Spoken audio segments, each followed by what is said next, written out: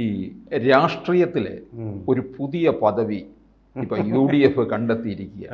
എന്താണ് അൻവറിന് കൊടുക്കാൻ പോകുന്നത്? അസോസിയേറ്റ് മെമ്പർ അംഗമാക്കാമാണ്. അങ്ങനെ ഒരെണ്ണം മുൻകാലങ്ങളിൽ നമ്മൾ കേട്ടിട്ടുണ്ടോ? വിജയനാഥ, ഈ ഓക്സ്ഫോർഡ് ഡിക്ഷണറിയിൽ വർഷാവർഷം അവർ പുതിയ പുതിയ പദങ്ങൾ ഇങ്ങനെ ചേർക്കാറുണ്ട്. പദങ്ങൾ ധാരാളമായിട്ട് ഇങ്ങനെ ചേർക്കും. ഓരോ രാജ്യത്ത് നമ്മുടെ കഞ്ഞി അങ്ങനെ ഓക്സ്ഫോർഡ് ഡിക്ഷണറിയിലെ പദമാണ് കഞ്ഞി. കാരണം കഞ്ഞിക്ക് ഇംഗ്ലീഷ് വാക്കില്ല. കഞ്ഞിക്ക് കഞ്ഞി തന്നെ.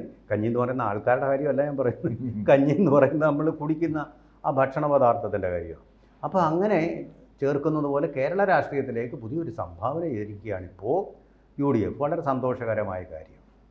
അസോസിയേറ്റ്, ഉച്ചാരണം അസോസിയേറ്റ് എന്നാണ് എഴുതുന്നതെങ്കിൽ അസോസിയേറ്റ്, അതിനകത്തൊരു ഷായുടെ ഒന്നുമില്ല. ഇംഗ്ലീഷ് പറയുന്നത് പോലെ അല്ലല്ലോ എഴുതുന്നത് പോലെ അല്ല ഉച്ചരിക്കുന്നു.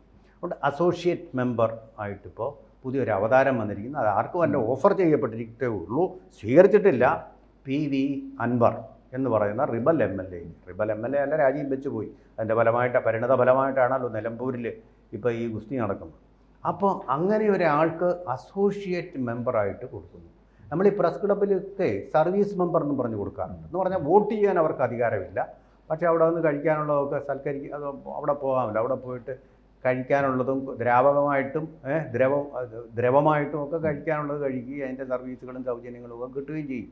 അതാണ് ഈ സർവീസ് മെമ്പർമാരെന്ന്. അങ്ങനെ ധാരാളം മെമ്പർമാർ. പക്ഷേ നമ്മുടെ ഒരു മുന്നണിയിൽ അസോസിയേറ്റ് മെമ്പർ ഒന്നുകിൽ നിങ്ങൾ മുന്നണിയുടെ ഭാഗമാക്കുക, അല്ലെങ്കിൽ പുറത്ത് കിടക്കുക. അങ്ങനെയാണല്ലോ മുസ്ലിം ലീഗിനെ മുസ്ലിം ലീഗിൻ്റെ ഈ റിബൽ വിഭാഗത്തിനെയൊക്കെ ഉൾപ്പെടുത്തിയത്. അതുപോലെ തന്നെ ഒരുപാട് RJD എന്നൊക്കെ പറഞ്ഞുള്ള പേരിന് മാത്രമുള്ള കക്ഷികളെയും ഇടതു മുന്നണി ഉൾപ്പെടുത്തിയിരിക്കുക. മന്ത്രിസ്ഥാനം കൊടുക്കുന്നുണ്ടോ, MLA ആയിട്ട് മത്സരിക്കാൻ സീറ്റ് കൊടുക്കുന്നുണ്ടോ, ഇനി മേലിൽ കൊടുക്കുമോ, ഇങ്ങനെയൊക്കെയുള്ള കാര്യങ്ങൾ അവിടെ നിൽക്കുക. പക്ഷേ അതൊരു മെമ്പറാണ്. ഒരാളും വന്ന് പങ്കെടുക്കാറുണ്ട്, അതിൽ അഭിപ്രായങ്ങൾ പറയാറുമുണ്ട്. അതാണ് വ്യവസ്ഥാപിതമായിട്ടുള്ള മുന്നണി മര്യാദകളും രീതികളും. ഇതിപ്പോൾ പുതിയൊരു സംഭവമാണ്. വിജയനാഥ് കേട്ടിട്ടുണ്ട്. കേരളത്തിൻ്റെ രാഷ്ട്രീയ ചരിത്രത്തിൽ എപ്പോഴെങ്കിലും കേട്ടിട്ടുണ്ടോ ഇങ്ങനെ ഒരു പുതിയ അറിവായിട്ടാണ് നമുക്ക്? അസോസിയേറ്റ് മെമ്പർ എന്നും പറഞ്ഞൊരു മെമ്പറില്ല. ഒന്നുകിൽ മെമ്പർ അല്ലെങ്കിൽ പുറത്ത്. അപ്പോൾ ആ മെമ്പറിന് ഒരുപക്ഷെ അടുത്ത തെരഞ്ഞെടുപ്പിൽ സീറ്റ് ഉണ്ടാകുമോ? സീറ്റ് കാണുമോന്നല്ല, മെമ്പർ ഇങ്ങോട്ട് സ്വീകരിച്ചിട്ടില്ല.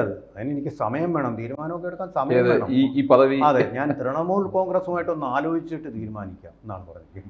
തൃണമൂൽ കോൺഗ്രസിന് ഇവിടെ എന്ത് പ്രസക്തി കേരളത്തിൽ? രണ്ടാമത് തൃണമൂൽ കോൺഗ്രസിന് ഈ PV അൻവറിൻ്റെ ഒരു കാര്യം, ഇവിടുത്തെ അസോസിയേറ്റ് മെമ്പർഷിപ്പ് ചർച്ച ചെയ്യേണ്ട കാര്യമുണ്ടോ? വെട്ടൊന്നേ മുറി രണ്ടേ എന്നുള്ളതാണ് മമതാ ബാനർജിയുടെ രീതി. അവനവൻ്റെ പാട്ടിന് കൂടെന്ന് പറയും, അത്രയേ ഉള്ളൂ. അതിനപ്പുറം ഒന്നും അവർക്കില്ല. അവർക്ക് വേണ്ട ബേസും സപ്പോർട്ടും ഒക്കെ അവിടെ ഉണ്ട്. അൻവറിൻ്റെ സപ്പോർട്ട് കൊണ്ട് അവർക്ക് ബംഗാളിൽ ജയിക്കേണ്ട ആവശ്യമൊന്നുമില്ല. ബംഗാളിനപ്പുറം അങ്ങോട്ട് വളരാമെന്നുള്ള വ്യാമോഹവുമില്ല അവർക്ക്. അതെല്ലാം പടഞ്ഞു പോയി പണ്ട് തന്നെ. അവരുടെ മോഹങ്ങളെല്ലാം പൊലിഞ്ഞു പോയിട്ടുണ്ട്. അതവിടെ നിൽക്കട്ടെ. പക്ഷേ ഈ അസോസിയേറ്റ് മെമ്പറിലേക്കാണ് നമ്മൾ വീണ്ടും തിരിച്ചു വരുന്നത്. എന്തിനാണെന്നറിയാം. എന്താണ് ഈ അസോസിയേറ്റ് മെമ്പർ എന്നുള്ള പുതിയൊരു സംജ കേരള രാഷ്ട്രീയത്തിൽ സൃഷ്ടിക്കാൻ കാരണമായിട്ടുണ്ടെന്നുള്ളത് വിജയനാഥിന് ബോധ്യമായി. എന്താ കാര്യം? വിജയനാഥിന് അറിയാമായിരിക്കുമല്ലോ, അതിൻ്റെ ഒരു കാഴ്ചപ്പാട് കാണില്ല. എന്തുകൊണ്ടാണ്? അല്ല, ഇതിനകത്ത് എടുക്കാതിരിക്കാനും വയ്യ, കഴിച്ചിട്ട് ഇറക്കാൻ കഴിയുന്നില്ല, എന്നാൽ മധുരിച്ചിട്ട് തുപ്പാനും കഴിയുന്നില്ല. ഇപ്പോൾ പേടിയും കൂടെ ആയിരിക്കുന്നു. വന്നിരിക്കുന്നത് സ്വരാജാണ്, കൊലക്കൊമ്പൻ, ദേശാഭിമാനി റെസിഡന്റ് എഡിറ്റർ. അദ്ദേഹം നിലമ്പൂരുകാരനാണെന്നൊക്കെ ഇപ്പോൾ അദ്ദേഹത്തിൻ്റെ ബയോഡേറ്റയിൽ പറയുന്നത്. പക്ഷേ എന്നോട് അദ്ദേഹം പറഞ്ഞു, ഇതുപോലെ ഞങ്ങൾ അടുത്തടുത്തിരുന്നപ്പോൾ അദ്ദേഹം പറഞ്ഞു, ഞാൻ കുളനടക്കാരൻ, ഞാൻ പന്തളത്തുകാരനാണ്. ഞാൻ എന്നോട് ചോദിച്ചു എവിടെയാണ്? ഞാൻ പന്തളം, ഞാൻ കുളനടക്കാരനാണെന്നാണ് പറഞ്ഞത്. അല്ല, പറഞ്ഞിട്ടുണ്ട്. അദ്ദേഹത്തിൻ്റെ ട്രജക്ടറിയിൽ പറയുന്നുണ്ട്. അദ്ദേഹം പത്തനംതിട്ട ജില്ലയിലാണ്. പത്തനംതിട്ട ജില്ലയിൽ പെട്ടതാണ് കുളനട. ആ പന്തളത്തിനടുത്താണല്ലോ, അറിയാമല്ലോ, മെയിൻ നമ്മുടെ SH റോഡിൽ. ആ കുളനടയിൽ നിന്ന് പണ്ട് കുടിയേറിയ ആൾക്കാരാണ് നിലമ്പൂരിലേക്ക്. ഈ സമയത്ത് പറഞ്ഞ അദ്ദേഹത്തിന് രാഷ്ട്രീയമായിട്ട് ഇത് നഷ്ടമാവും. പക്ഷേ അങ്ങനെ നിലമ്പൂരുകാരനല്ല അദ്ദേഹം. ഈ മധ്യ തിരുവിതാംകൂറിൽ നിന്ന് ധാരാളം ആളുകൾ കുടിയേറിയതിൻ്റെ ഭാഗമായിട്ട് കുളനടയിൽ നിന്ന് കുടിയേറിയ ആളാണത്. അദ്ദേഹത്തിൻ്റെ ഈ സംസാര ഭാഷയിൽ അത് തെളിഞ്ഞു വരുന്നു. ഒരു പന്തളത്തുകാരൻ ഞാൻ സംസാരിക്കുന്ന അതേ സ്വരത്തിലും. പക്ഷേ എന്നിട്ടും ഈ പന്തളം രാജവംശത്തിന്റെ ചരിത്രം അറിയാതെ പോയ ഒരാളാണ്. കാരണം ഇപ്പോഴും മാളികപ്പുറത്തമ്മ അയ്യപ്പനെ വിവാഹം കിട്ടാൻ വേണ്ടിയിട്ട് കാത്തിരിക്കുന്നു എന്ന് പറഞ്ഞ മാന്യദേഹമാണ് ഈ സ്വരാജ്. നമുക്കറിയാം, ശബരിമല യുവതീ പ്രവേശ സമയത്ത് ഇനി അയ്യപ്പന് മാളികപ്പുറത്തിനെ കല്യാണം കഴിക്കാമല്ലോ എന്ന് പറഞ്ഞ ആൾ കൂടിയാണ് അദ്ദേഹം. പ്രത്യയശാസ്ത്രം കലക്കി കുടിച്ചിരിക്കുന്ന ആളാണ്. സ്റ്റഡി ക്ലാസ്സുകളിൽ പങ്കെടുത്തിട്ടുള്ളതാണ്. പുരാണങ്ങളിലൊക്കെ ജ്ഞാപകമൊക്കെ വളരെ വളരെ കുറവാണ്. കാരണം ഇപ്പം പന്തളം കൊട്ടാരവുമായിട്ട് അദ്ദേഹത്തിന് ഒരു ബന്ധമില്ല. പഴയ തലമുറയിൽ തന്നെ അദ്ദേഹം ഈ ഭാഗം വിട്ടിട്ട് അദ്ദേഹത്തിൻ്റെ പിൻ തലമുറകളാണ് ഇവിടെ താമസിച്ചിട്ടുള്ളത്. നിലമ്പൂരിൽ അല്ല, പിൻ തലമുറകളാണ് ഇവിടെ കുളനട താമസിച്ചത്. അവിടുന്ന് കുടിയേറിപ്പോയതാണ്. അപ്പോൾ അതിൻ്റെ വേരുകൾ മാത്രമേ ഉള്ളൂ ഇവിടെ. മനസ്സിലായി? അപ്പോൾ വളർന്നിരിക്കുന്നതെല്ലാം അവിടെയാണ്. പിന്നെ അദ്ദേഹത്തിൻ്റെ ഈ ഇങ്ങനെ പറഞ്ഞതിനെക്കുറിച്ച് അദ്ദേഹത്തിൻ്റെ വാക്കുകൾ, പ്രസംഗ ശൈലി വളരെ ഇഷ്ടമായിരുന്നു. ജോസഫ് പുലിക്കുന്നേൽ അറിയാമല്ലോ. ജോസഫ് അറിയാം. തത്വചിന്തകനായിട്ടുള്ള മതനേതാവും വളരെ തത്വദീക്ഷ ജോസഫ്. അതെ അതെ, ജോസഫ് പുലിക്കുന്നേൽ എന്ന് പറയുന്നതാണ്. പേര് കേട്ട ഒരു പ്രാസംഗികനും വാഗ്മിയുമാണ്. അപ്പോൾ ആ ഒരു വാഗ്മി, ഇദ്ദേഹം ഒരു വാഗ്മിയാണ്. സ്വരാജിനെ കുറിച്ച് പറയുന്ന വാക്കുകൾ ഇങ്ങനെയാണ്: ചാട്ടുളി പോലെ തൊടുത്ത് ലക്ഷ്യത്തിലേക്ക് വർഷിക്കുന്ന ആയുധമാണ് സ്വരാജിൻ്റേത്. ഒന്നുകൂടെ പറയാം, കാരണം പുലിക്കുന്നേലച്ഛൻ്റെ വാക്കുകൾ നമുക്ക് മനസ്സിലാക്കി ഇത്തിരി പാടുപെടും. ചാട്ടുളി പോലെ തൊടുത്ത ലക്ഷ്യത്തിലേക്ക് വർഷിക്കുന്ന ആയുധമാണ് സ്വരാജിൻ്റെ വാക്കുകൾ. അദ്ദേഹത്തിൻ്റെ പ്രസംഗശൈലി അങ്ങനെ തന്നെയാണ്. അർത്ഥവും അതിൻ്റെ മറ്റു കാര്യങ്ങളും നോക്കുന്നില്ല. വാക്കുകൾ ഇങ്ങനെ തൊടുത്ത് വിത്ത് കൂരമ്പ് പോലെ ചെയ്യുക. അങ്ങനെയാണല്ലോ ഇദ്ദേഹം അച്യുതാനന്ദനെ നിരന്തരമായിട്ട് ചാട്ടുളികൾ ചെയ്തുകൊണ്ട് അർജുനൻ എങ്ങനെയാണോ ശരമെയ്തുകൊണ്ട് കർണനെയും കൗരവസേനയിലെ മറ്റുള്ളവരെയും ഒക്കെ നിഷ്പന്ദരാക്കി തീർത്തത്, അതുപോലെ തന്നെയാണ് ഇദ്ദേഹവും വാക്കുകൾ ക്യാപിറ്റൽ പണിഷ്മെന്റ്. അതെ അതെ അതെ, ക്യാപിറ്റൽ പണിഷ്മെന്റ് എന്നുള്ള വാക്ക് അത് പുതിയ ഈ അസോസിയേറ്റ് മെമ്പർ എന്ന് പറയുന്ന പോലെ ക്യാപിറ്റൽ പണിഷ്മെന്റ് രാഷ്ട്രീയത്തിലൊരു പുതിയ വാക്ക് അല്ലേ? ഗില്ലറ്റിൻ ചെയ്യുക എന്ന് വരെ നമ്മൾ കേട്ടിട്ടുണ്ട്. ക്യാപിറ്റൽ പണിഷ്മെന്റ് കൊടുക്കണം ഇവനൊക്കെ എന്നാണ് പറഞ്ഞത്. പിണറായിയെ എതിർക്കുന്നത് കൊണ്ട് ഇവന് ക്യാപിറ്റൽ പണിഷ്മെന്റ് ഏതാണ്ട് ഇപ്പോൾ അതുപോലെ തന്നെ ആയിരിക്കുകയാണ് വാസ്തവത്തിൽ അല്ലേ? അങ്ങനെ അതിനെതിരെയുള്ളവരെ ജി സുധാകരനും ഒക്കെ ഒരു ക്യാപിറ്റൽ പണിഷ്മെന്റാണ് കൊടുത്തിരിക്കുന്നത് വാസ്തവം പറഞ്ഞു കഴിഞ്ഞാൽ, രാഷ്ട്രീയമായിട്ട്, വ്യക്തിപരമായിട്ടല്ല രാഷ്ട്രീയമായിട്ട്. അപ്പോൾ അങ്ങനെയുള്ള വാക്കുകൾ ഉതിർക്കുന്ന ഒരു വാക്ശരങ്ങൾ ചെയ്യുന്നതിനും എടുക്കണം. ദേശാഭിമാനിയുടെ എഡിറ്ററും കൂടെ ആയപ്പോൾ പറയുകയും വേണ്ട. അപ്പോൾ അതിൽ ഒരുപാട് തെറ്റുകൾ പോകുന്നുണ്ട്. പക്ഷേ ഈ വാക്കുകളുടെ ആ ശക്തി അത് ഒരുപാട് ശക്തി സംഭരിച്ചു വെച്ചിരിക്കുന്ന വാക്കുകളാണ് ഇയാൾ ഉപയോഗിക്കുന്നത്. മുറിവേൽപ്പിക്കുന്ന വാക്കുകൾ തന്നെയാണ് എപ്പോഴും അത് ഉപയോഗിക്കുക. രാഷ്ട്രീയ പ്രതിയോഗികൾക്കെതിരെ ഉപയോഗിക്കുന്നത്. അതിനുവേണ്ടി ശബരിമല അയ്യപ്പന് നേരെ തൊടുത്ത ഒരു ചാട്ടുളിയാണെന്ന് നമ്മൾ കണ്ടത്. പിന്നെ മാളികപ്പുറത്തിനെ കല്യാണം കഴിച്ചതാണെന്നൊക്കെ പറഞ്ഞ് യാതൊരു ബോധവും ഇല്ലാതെ പറയുന്നു.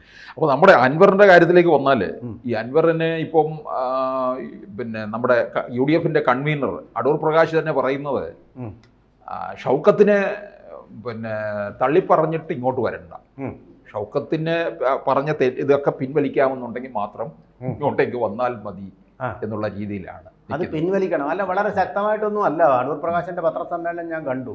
വളരെ ശക്തമായിട്ടൊന്നും അല്ല അദ്ദേഹം പറയുന്നത്. UDF മീറ്റിംഗ് കഴിഞ്ഞ കൂട്ടത്തിൽ ഒന്ന് ചിരിച്ചും കൊണ്ടാണ് അദ്ദേഹം പറഞ്ഞത്. ഞാൻ അദ്ദേഹത്തിനെ വിളിച്ചു, ഷെയ്ഖിനെ വിളിച്ചിട്ട് പറഞ്ഞു, ഞങ്ങൾ എടുക്കാം, അസോസിയേറ്റ് മെമ്പറായിട്ട് ഇതിനകത്ത് ഞങ്ങൾ എടുക്കാമെന്ന് പറഞ്ഞു. അപ്പം ഞങ്ങളിതെടുക്കുമ്പോൾ പിന്നെ നേരത്തെ നടത്തിയ ഞങ്ങളുടെ സ്ഥാനാർത്ഥിയാണ്, UDF ഒറ്റക്കെട്ടായിട്ട് എടുത്ത തീരുമാനമാണ്. അതുകൊണ്ട് താങ്കൾ ഞങ്ങളുടെ സ്ഥാനാർത്ഥിയെ പറ്റി പറഞ്ഞ വാക്കുകളൊന്ന് പിൻവലിക്കണം. ഇത്രമാത്രം വളരെ സോഫ്റ്റായിട്ടൊന്ന് പിൻവലിക്കാൻ അദ്ദേഹത്തോട് റിക്വസ്റ്റ് ചെയ്യുകയാണ്. അതാണ്, അല്ലാതെ VD സതീശൻ്റെ സ്വരമൊന്നും അല്ല അവിടെ കേട്ടത്. ഞാൻ നേരിട്ട് കേട്ട ഭാഷയിൽ മറുപടി ഇതുവരെ കൊടുത്തിട്ടുമില്ല. ഞാനപ്പോൾ മറുപടി പറഞ്ഞതായിട്ട് ഞാൻ മനസ്സിലാക്കുന്നത്, തൃണമൂൽ കോൺഗ്രസുമായിട്ട് ഞാനൊന്ന് ആലോചിച്ചതിന് ശേഷം നിങ്ങളോട് ഞാൻ മറുപടി പറയാം. 24 മണിക്കൂറിനാണ്. അദ്ദേഹത്തിനൊരു മണിക്കൂറുണ്ട്.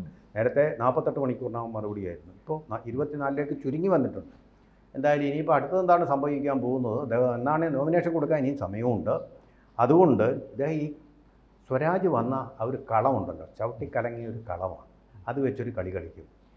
ബ്ലാക്ക് മെയിൽ രാഷ്ട്രീയമാണ് വിജയനാഥൻ, മറ്റൊന്നുമല്ല അദ്ദേഹത്തിൻ്റെ ബ്ലാക്ക് മെയിൽ. ഞാൻ തൃണമൂലിനെ കാണും, 40 MLA കൊണ്ട് ഇത് വരുള്ളൂ എന്നാണ് ഇദ്ദേഹം ധരിച്ചു വെച്ചിരിക്കുന്നത്. ബോധമില്ല, രാഷ്ട്രീയ ബോധമില്ലാത്തതിൻ്റെ ഒരു കുഴപ്പമാണ്.